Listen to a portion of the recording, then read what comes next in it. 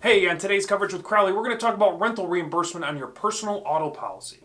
Now, rental reimbursement is the coverage that allows you to rent a vehicle if your car is undrivable or if it's getting repaired due to an accident or a covered loss. Hey guys, I'm Mike Crowley from Crowley Insurance. Rental reimbursement is not automatically included on your personal auto policy even if you have physical damage coverage. It does need to be added separately.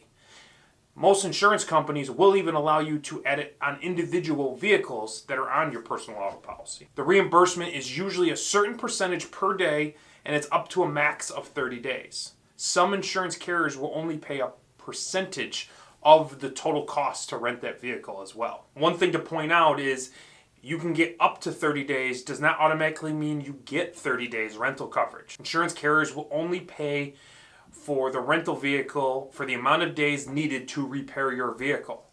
With the rising cost of the rental vehicle itself, it's important to know how much coverage you currently have on your policy, or even if you do have the coverage, so that you have enough coverage in the event you do need to use this. Right now, as the video is being made, the average cost to rent a small four-door car is going between $36 and $40 per day. So I suggest taking a look at your policy, contacting an agent to make sure that you have the appropriate coverage and they can walk you through maybe the steps on how it would come into play if you do have a claim. Hopefully you found this video to be helpful, and if so, please hit the thumbs up like button below. As always, we appreciate you watching, and we'll see you again soon.